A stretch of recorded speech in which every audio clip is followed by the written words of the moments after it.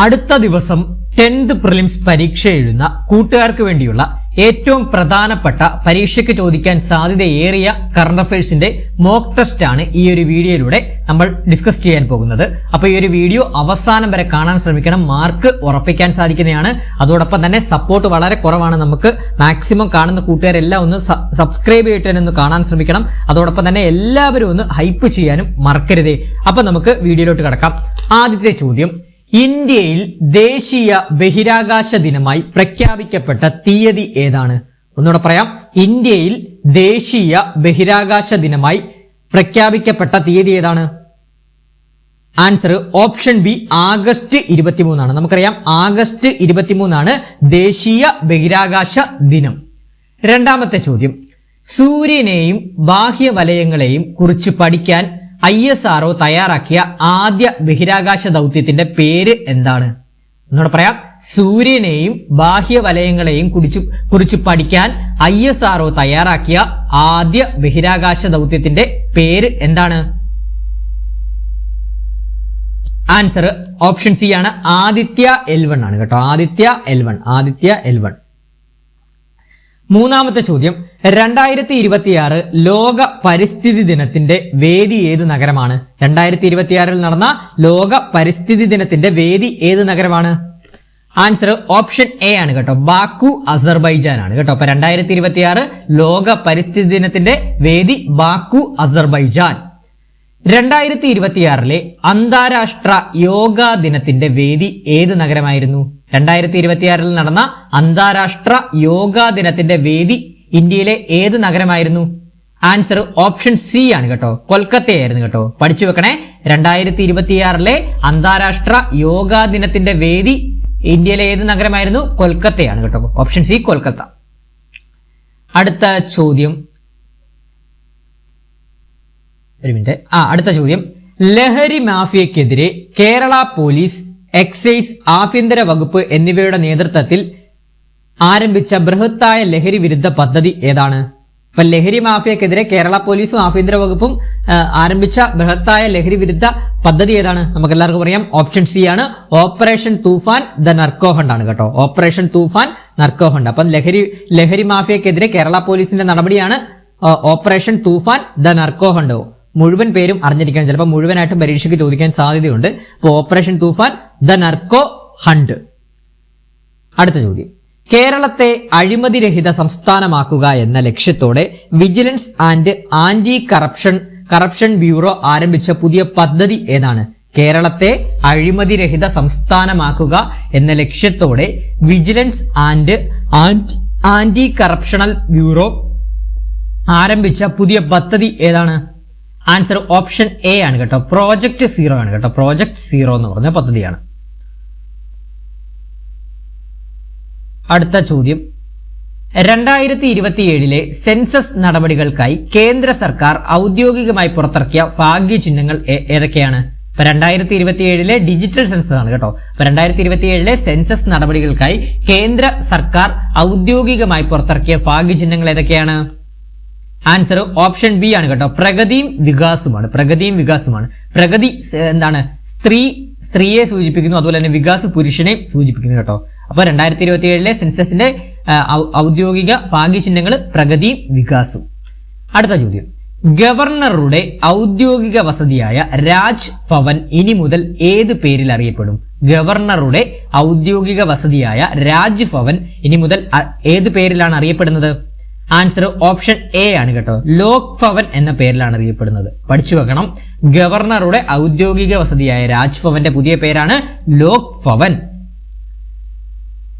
അടുത്ത ചോദ്യം, പ്രധാനമന്ത്രിയുടെ ഓഫീസിന് നൽകിയിരിക്കുന്ന പുതിയ പേരെന്താണ്? അതായത് പ്രധാനമന്ത്രിയുടെ പുതിയ ഓഫീസ് സമുച്ചയം ഉൾപ്പെടുന്ന കോംപ്ലക്സിന്റെ പുതിയ പേരെന്താണെന്നാണ് ചോദിച്ചിരിക്കുന്നത്.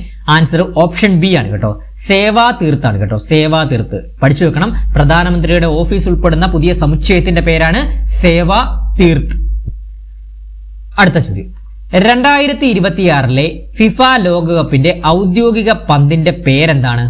2026 ഫിഫ ഫുട്ബോൾ ലോകകപ്പിന്റെ ഔദ്യോഗിക പന്തിന്റെ പേരെന്താണ്? നമുക്ക് എല്ലാവർക്കും അറിയാം, ഓപ്ഷൻ സി ആണ്, ട്രയോണ്ട ആണ് കേട്ടോ, ട്രയോണ്ട.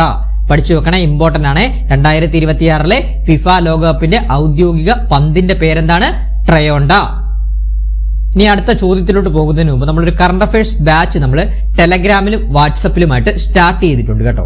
അപ്പോൾ ആ ഒരു ബാച്ച് എന്ന് പറഞ്ഞു കഴിഞ്ഞാൽ നമ്മൾ അതിനകത്ത് live interactive classes plus recorded section classes ആണ് പ്രൊവൈഡ് ചെയ്യുന്നത് കേട്ടോ. അപ്പൊ ലൈവ് പ്ലസ് റെക്കോർഡഡ് സെക്ഷൻ ആണ്. ലൈവ് അറ്റൻഡ് ചെയ്യാൻ സാധിച്ചില്ല എന്നുണ്ടെങ്കിൽ റെക്കോർഡഡ് സെക്ഷൻ നമ്മൾ ഗ്രൂപ്പിൽ ഇടുന്നതായിരിക്കും കേട്ടോ. അതോടൊപ്പം തന്നെ നമ്മൾ എടുക്കുന്ന എല്ലാ കറണ്ട് അഫയേഴ്സിന്റെ PDF നോട്ട്സ് മെറ്റീരിയൽസ് നിങ്ങൾക്ക് ഈ ഒരു ബാച്ചിലൂടെ ലഭ്യമാകുന്നതായിരിക്കും.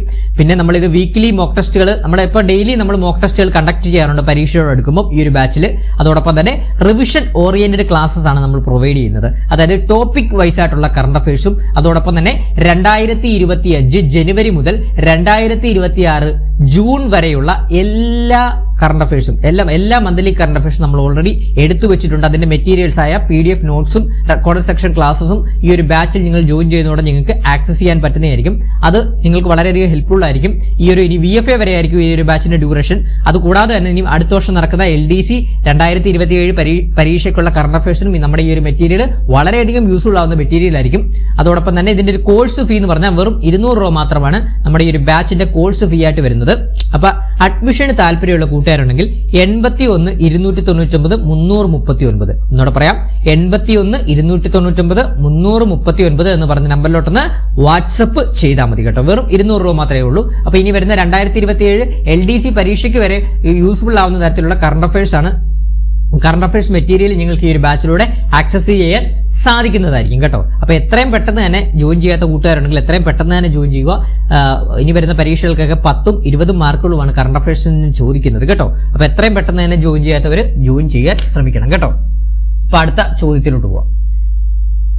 അടുത്ത ചോദ്യം, 2026 ഫിഫ ലോകകപ്പിന്റെ ഭാഗ്യചിഹ്നങ്ങളിൽ കാനഡയെ പ്രതിനിധീകരിക്കുന്ന ചുവപ്പ് നിറത്തിലുള്ള ഗോൾ കീപ്പർ മ്യൂസിന്റെ പേരെന്താണ്? എന്നോട് പറയാം. 2026 ഫിഫ ലോകകപ്പിന്റെ ഭാഗ്യചിഹ്നങ്ങളിൽ കാനഡയെ പ്രതിനിധീകരിക്കുന്ന ചുവപ്പ് നിറത്തിലുള്ള ഗോൾ കീപ്പർ മ്യൂസിന്റെ പേര് എന്താണെന്നാണ് ചോദിക്കുന്നത്. ആൻസർ ഓപ്ഷൻ C ആണ് കേട്ടോ. മാപ്പിൾ ആണ് കേട്ടോ. അപ്പൊ ഇതൊന്ന് കണക്ട് ചെയ്ത് ഞാൻ പറഞ്ഞുതരാം. അതായത് 2026 ഫിഫ ലോകകപ്പിന്റെ ഭാഗ്യചിഹ്നങ്ങൾ 3 എണ്ണമാണ്. ഏതൊക്കെയാണ്? മാപ്പിള്, സായു, ക്ലച്ച് ആണ് കേട്ടോ. മാപ്പിൾ, സായു, ക്ലച്ച് ആണ്. മാപ്പിൾ എന്നല്ല മേപ്പിൾ എന്നാണ് പറയുന്നത്. മേപ്പിൾ, സായു, ക്ലച്ച് എന്നാണ്. ഈ മേപ്പിള് കാനഡയെ പ്രതിനിധീകരിക്കുന്നതും ഈ സായു എന്ന് പറയുന്നത് ഒരു ടൈഗർ ആണ് കേട്ടോ. അത് ആരെയാണ്? നമ്മുടെ മെക്സിക്കോയെയാണ് പ്രതിനിധീകരിക്കുന്നത്. അതോടൊപ്പം തന്നെ ക്ലച്ച് എന്ന് പറഞ്ഞാൽ അമേരിക്കയെ പ്രതിനിധീകരിക്കുന്നത്. നമുക്കറിയാം ഈ 3 രാജ്യങ്ങളിലാണല്ലോ നടക്കുന്നത് ഈ ഒരു ഫിഫ വേൾഡ് കപ്പ്. അപ്പം 2026 ഫിഫ ഫുട്ബോൾ ലോകകപ്പിന്റെ ഭാഗ്യചിഹ്നങ്ങൾ Maple, Zayu, Clutch. Maple Canada, Zayu Mexico, Clutch America. Clear ആണേ? അടുത്ത ചോദ്യത്തിലോട്ട് പോവാം. ഭൂകമ്പത്തിൽ തകർന്ന വെനസ്വേലയ്ക്ക് മാനുഷിക വൈദ്യസഹായങ്ങൾ നൽകാനായി ഇന്ത്യൻ സൈന്യം നടത്തിയ ദൗത്യം ഏത് പേരിൽ അറിയപ്പെടുന്നു? ഭൂകമ്പത്തിൽ തകർന്ന വെനസ്വേലയ്ക്ക് മാനുഷിക വൈദ്യസഹായങ്ങൾ നൽകാനായി ഇന്ത്യൻ സൈന്യം നടത്തിയ ദൗത്യം ഏത് പേരിലാണ് അറിയപ്പെടുന്നത്? ആൻസർ ഓപ്ഷൻ B ആണ് കേട്ടോ. ഓപ്പറേഷൻ അമിസ്റ്റാഡ് ആണ് കേട്ടോ. Option B operation Amistad. അടുത്ത ചോദ്യം, 2026 കേരള നിയമസഭയുടെ തെരഞ്ഞെടുപ്പിൽ ഏറ്റവും കൂടുതൽ പോളിംഗ് രേഖപ്പെടുത്തിയ ജില്ല ഏതാണ്? 2026 കേരള നിയമസഭാ തെരഞ്ഞെടുപ്പിൽ ഏറ്റവും കൂടുതൽ പോളിംഗ് രേഖപ്പെടുത്തിയ ജില്ല ഏതാണ്? ആൻസർ ഓപ്ഷൻ C കോഴിക്കോട് ജില്ലയാണ് കേട്ടോ. അപ്പൊ ഈ കഴിഞ്ഞ നമ്മുടെ നിയമസഭാ തെരഞ്ഞെടുപ്പിൽ ഏറ്റവും കൂടുതൽ പോളിംഗ് കേട്ടോ, ഏറ്റവും കൂടുതൽ പേര് വോട്ട് ചെയ്ത ജില്ല ഏതാണെന്ന് ചോദിച്ചു കഴിഞ്ഞാൽ കോഴിക്കോട് ജില്ലയാണ്. അടുത്ത ചോദ്യം, 2026 കേരള നിയമസഭാ തെരഞ്ഞെടുപ്പിൽ ഏറ്റവും കുറവ് പോളിംഗ് രേഖപ്പെടുത്തിയ ജില്ല, അതായത് ഏറ്റവും കുറവ് പോളിംഗ് രേഖപ്പെടുത്തിയ ജില്ല ഏതാണ്? അത് ആൻസർ ഓപ്ഷൻ C ആണ്, പത്തനംതിട്ടയാണ് കേട്ടോ. കണക്ട് ചെയ്ത് പഠിച്ചോണം. ഏറ്റവും കൂടുതൽ ആൾക്കാർ പോൾ ചെയ്ത ജില്ല കോഴിക്കോടും ഏറ്റവും കുറവ് പോൾ രേഖപ്പെടുത്തിയ ജില്ല പത്തനംതിട്ടയുമാണ് കേട്ടോ. അടുത്ത ചോദ്യം, 2026 കേരള മന്ത്രിസഭയിൽ മുഖ്യമന്ത്രിയായി ചുമതലയേറ്റ VD സതീശൻ ഏത് മണ്ഡലത്തെയാണ് പ്രതിനിധീകരിക്കുന്നത്? അപ്പം 2026 കേരള മന്ത്രിസഭയിൽ മുഖ്യമന്ത്രിയായി ചുമതലയേറ്റ VD സതീശൻ ഏത് നിയമസഭാ മണ്ഡലത്തെയാണ് പ്രതിനിധീകരിക്കുന്നതെന്നാണ് ചോദിച്ചിരിക്കുന്നത്. ആൻസർ ഓപ്ഷൻ B ആണ്, പറവൂരാണ് കേട്ടോ. എറണാകുളം ജില്ലയിലെ പറവൂർ നിയമസഭാ മണ്ഡലത്തെയാണ് നമ്മുടെ മുഖ്യമന്ത്രി VD സതീശൻ പ്രതിനിധീകരിക്കുന്നത് കേട്ടോ. അറിഞ്ഞിരിക്കണം. അടുത്ത ചോദ്യം, 2026 കേരള നിയമസഭാ തെരഞ്ഞെടുപ്പിൽ ഏറ്റവും കൂടുതൽ ഭൂരിപക്ഷം, അതായത് 85,327 വോട്ടുകൾ നേടിയ വ്യക്തി ആരാണ്? ഇത്രയേ ഉള്ളൂ. 2026 കേരള നിയമസഭാ തെരഞ്ഞെടുപ്പിൽ ഏറ്റവും കൂടുതൽ ഭൂരിപക്ഷം നേടിയ വ്യക്തി ആരാണെന്നാണ് ചോദിച്ചത്.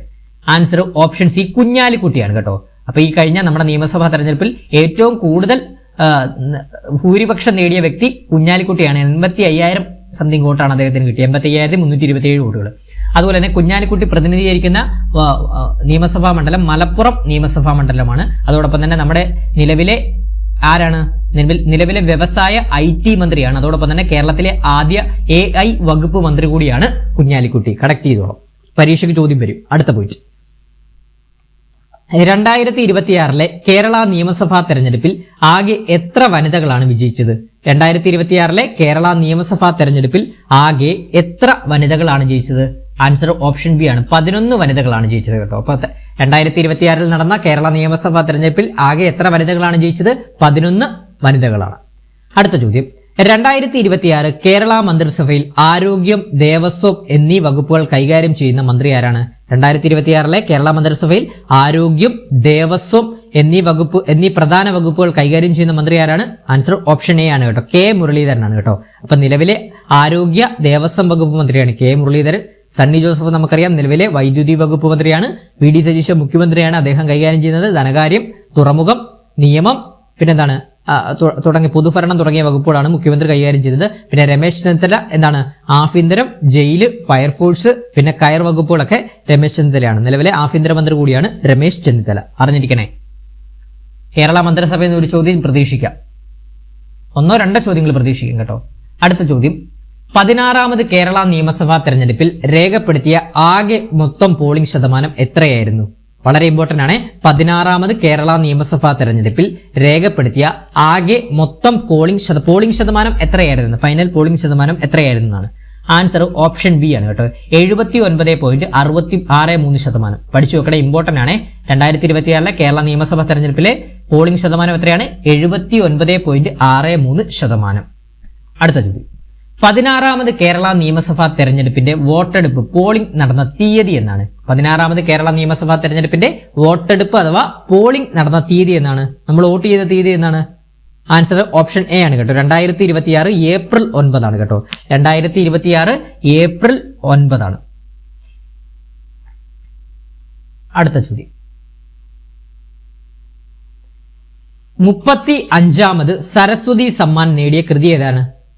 35ാമത് സരസ്വതി സമ്മാൻ നേടിയ കൃതി ഏതാണ്? നമുക്കറിയാം 35ാമത് സരസ്വതി സമ്മാൻ പുരസ്കാരം നേടിയത് രാംകുമാർ മുഖോപാധ്യായാണ് പുരസ്കാരം നേടിയത്. അദ്ദേഹത്തിന്റെ ഏത് കൃതിക്കാണ്?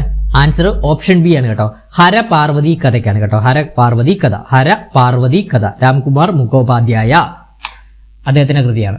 അടുത്ത ചോദ്യം, 2025 കേരള സാഹിത്യ കേന്ദ്ര സാഹിത്യമാണ് തെറ്റിപ്പോയതാണ്. 2025 കേന്ദ്ര സാഹിത്യ അക്കാദമി അവാർഡ് നേടിയ N പ്രഭാകരന്റെ കൃതി ഏതാണ്?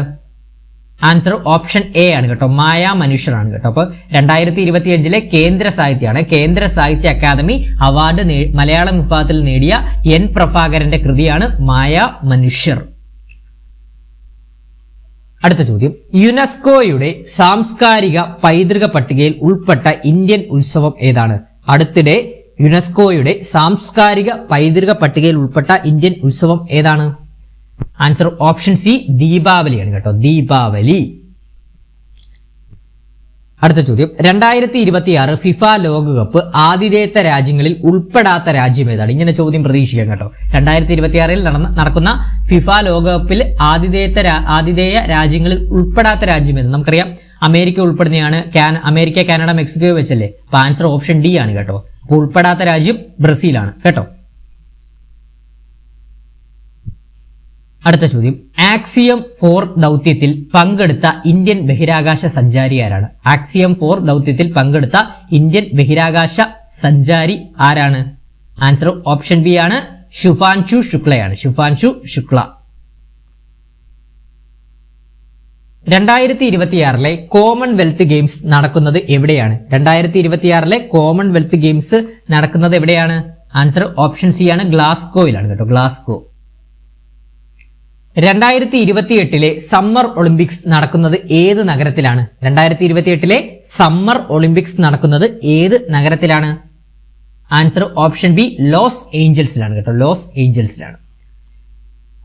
2025 ജൂൺ 6 ഉദ്ഘാടനം ചെയ്ത ലോകത്തിലെ ഏറ്റവും ഉയരം കൂടിയ റെയിൽവേ ആർച്ച് പാലം ഏതാണ്? 2025 ജൂൺ 6 ഉദ്ഘാടനം ചെയ്ത ലോകത്തിലെ ഏറ്റവും ഉയരം കൂടിയ റെയിൽവേ ആർച്ച് പാലം ഏതാണ്? ആൻസർ ഓപ്ഷൻ സി ചെനാബ് പാലമാണ് കേട്ടോ, ചെനാബ് പാലം. അടുത്ത ചോദ്യം, അവസാനത്തെ ചോദ്യമാണ്. ആധാറിന്റെ ഭാഗ്യചിഹ്നമായ ഉദയ് രൂപകൽപ്പന ചെയ്തത് ആരാണ്? ആധാറിന്റെ ഭാഗ്യചിഹ്നമായിട്ടുള്ള ഉദയ് രൂപകൽപ്പന ചെയ്തത് ആരാണ്? ആൻസർ ഓപ്ഷൻ ഡി അരുൺ ഗോകുലാണ് കേട്ടോ, അരുൺ ഗോകുലാണ്, തൃശൂർ സ്വദേശിയാണ് കേട്ടോ. അപ്പൊ പഠിച്ചു വെക്കണേ. ആധാറിന്റെ ഭാഗ്യചിഹ്നമായ ഉദയ് രൂപകൽപ്പന ചെയ്ത മലയാളി ആരാണ്? അരുൺ ഗോകുലാണ്, അരുൺ ഗോകുലാണ് കേട്ടോ. അതുപോലെ തന്നെ ഉദയ് എന്നുള്ള ഒരു പേര് നിർദ്ദേശിച്ചത് ആരാണ്? റിയ ജെയിൻ ആണ്. പൂനെ സ്വദേശിനിയായിട്ടുള്ള റിയ ജെയിൻ ആണ് ഉദയ് എന്നുള്ള പേര് നിർദ്ദേശിച്ചത്. പക്ഷേ ഉദയ് എന്നുള്ള ഭാഗ്യചിഹ്നം രൂപകൽപ്പന ചെയ്തത് മലയാളിയായിട്ടുള്ള അരുൺ ഗോകുലാണ് കേട്ടോ. അപ്പൊ ഇത്രയും ക്വസ്റ്റ്യൻസ് നിങ്ങൾക്ക് പരീക്ഷകളിൽ 2 പ്രിലിംസിൽ പ്രതീക്ഷിക്കാം കേട്ടോ. ഈ ഒരു വീഡിയോ ഇഷ്ടപ്പെട്ടെങ്കിൽ ലൈക്ക് ചെയ്യാനും അതോടൊപ്പം തന്നെ അഭിപ്രായങ്ങൾ എന്തായാലും കമന്റ് ബോക്സിൽ രേഖപ്പെടുത്താനും എല്ലാവരും ഒന്ന് സബ്സ്ക്രൈബ് ചെയ്യണേ. സബ്സ്ക്രൈബ് ചെയ്യാതാണ് പല കൂട്ടുകാരും നമ്മുടെ വീഡിയോസ് കാണുന്നത്. അതൊരു നമ്മളെ സപ്പോർട്ട് ചെയ്യാൻ തുല്യമാണ്. അപ്പോൾ എല്ലാവരും ഒന്ന് സബ്സ്ക്രൈബ് ചെയ്ത് ഒന്ന് സപ്പോർട്ട് ചെയ്യണം, ലൈക്ക് ചെയ്യണം, അഭിപ്രായങ്ങൾ കമന്റ് ബോക്സിൽ രേഖപ്പെടുത്തണം. എല്ലാവരും ഒന്ന് ഹൈപ്പ് ചെയ്യണം കേട്ടോ. നമുക്ക് സപ്പോർട്ട് വളരെ കുറവാണ്. മാക്സിമം എല്ലാവരും നമ്മളൊന്ന് സപ്പോർട്ട് ചെയ്യണം കേട്ടോ. അപ്പം ഈ ഒരു വീഡിയോ നിങ്ങൾക്ക് ഉപകാരപ്പെട്ടു എന്ന് ഞാൻ മാക്സിമം വിശ്വസിക്കുന്നു. അപ്പം നിങ്ങളുടെ അഭിപ്രായങ്ങൾ എന്തായാലും കമന്റ് ബോക്സിൽ രേഖപ്പെടുത്തുക. ഈ ഒരു വീഡിയോ അവസാനം വരെ കണ്ട എല്ലാ കൂട്ടുകാർക്കും താങ്ക്